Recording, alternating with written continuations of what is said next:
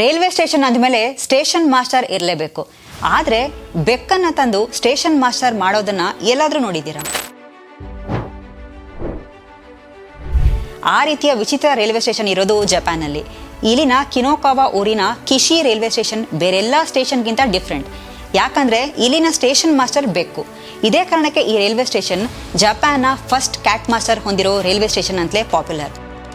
ಒಂದು ಬೆಕ್ಕನ್ನು station master ಮಾಡೋಕ್ಕೆ ಒಂದು ಸ್ಟ್ರಾಂಗ್ ರೀಸನ್ ಇರಲೇಬೇಕು. ಆ ರೀಸನ್ ಏನು ಗೊತ್ತಾ?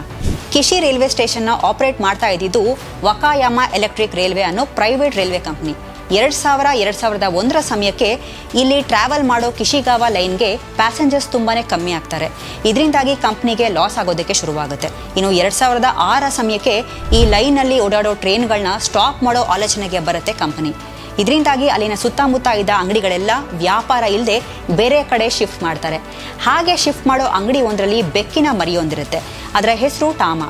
ತನ್ನ ಅಂಗಡಿ ಬೇರೆ ಕಡೆ ಶಿಫ್ಟ್ ಆಗ್ತಿದ್ರಿಂದ ಆ ಬೆಕ್ಕಿನ ಜವಾಬ್ದಾರಿಯನ್ನು ರೈಲ್ವೆ ಸ್ಟೇಷನ್ಗೆ ಒಪ್ಪಿಸ್ತಾರೆ. ಯಾವಾಗ ಟಾಮಾ ಆ ಸ್ಟೇಷನ್ಗೆ ಬರುತ್ತೋ ಅಲ್ಲಿಂದ ಬದಲಾಗುತ್ತೆ ಸ್ಟೇಷನ್ನ ಕತೆ. ಸ್ಟೇಷನ್ನ ಆಗಿನ ಪ್ರೆಸಿಡೆಂಟ್ಗೆ ಒಂದು ಉಪಾಯ ಹೊಳೆಯುತ್ತೆ. ಟಾಮಾಗೆ ಸುಂದರವಾದ ಸ್ಟೇಷನ್ ಮಾಸ್ಟರ್ ಹ್ಯಾಟ್ ಒಂದನ್ನು ತಯಾರು ಮಾಡಿಸಿ ಅದನ್ನು ಹಾಕಿಸಿ ಟಾಮಾಗೆ ಸ್ಟೇಷನ್ ಮಾಸ್ಟರ್ ಅನ್ನೋ ಹುದ್ದೆಯನ್ನು ಕೊಟ್ಟು ಕೂರಿಸ್ತಾರೆ. ಟಾಮಾ ನೋಡೋದಕ್ಕೆ ತುಂಬಾ ಮುದ್ದಾಗಿದ್ದ ಬೆಕ್ಕು. ಹಾಗೆ ಬಂದು ಹೋಗೋರ ಜೊತೆಗೆಲ್ಲ ಮುದ್ದಾಗಿ ಬಿಹೇವ್ ಮಾಡ್ತಾ ಇತ್ತು. ಯಾವಾಗ ಬೆಕ್ಕು ಸ್ಟೇಷನ್ ಮಾಸ್ಟರ್ ಆಗಿದೆ ಅನ್ನೋ ವಿಚಾರ ಎಲ್ಲ ಕಡೆ ಸ್ಪ್ರೆಡ್ ಆಯಿತೋ ಆಗ ಖಾಲಿ ಹೊಡಿತಿದ್ದ ರೈಲ್ವೆ ಸ್ಟೇಷನ್ಗೆ ಜನ ಸಾಗರನೇ ಬಂತು. ಖಾಲಿ ಹೊಡಿತಾ ಇದ್ದಂತಹ ಈ ಲೈನ್ನ ಟ್ರೈನ್ಗಳು ಜನಗಳಿಂದ ತುಂಬಿ ತುಳುಕೋ ಹಾಗಾಯಿತು. ತುಂಬ ಕಡಿಮೆ ಸಮಯದಲ್ಲಿ ಟಾಮಾ ಸೆಲೆಬ್ರಿಟಿ ಆಯಿತು. 2007ರಲ್ಲಿ ಟಾಮಾನ ಅಫಿಷಿಯಲ್ ಆಗಿ ಸ್ಟೇಷನ್ ಮಾಸ್ಟರ್ ಮಾಡಲಾಗುತ್ತೆ.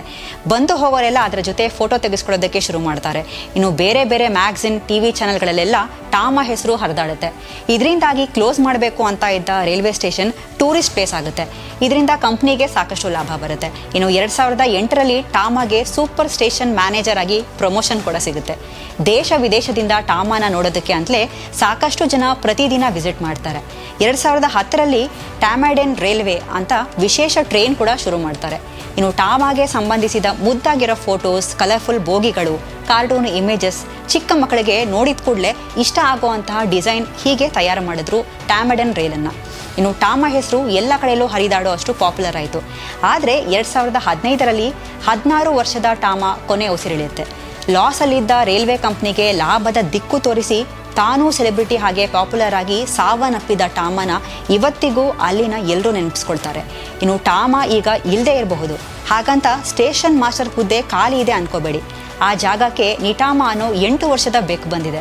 ಅಷ್ಟೇ ಅಲ್ಲ, ನಿಟಾಮಾಗೆ ಫೀಲೈನ್ ಅಸಿಸ್ಟೆಂಟ್ ಆಗಿ ಯೋನ್ ಟಾಮಾ ಅನ್ನೋ 4 ವರ್ಷದ ಬೆಕ್ಕು ಇಡಾಕಿಸೋ ಹೆಸರಿನ ಇನ್ನೊಂದು ಸ್ಟೇಷನಲ್ಲಿ ಕಾರ್ಯನಿರ್ವಹಣೆ ಮಾಡ್ತಾ ಇದೆ.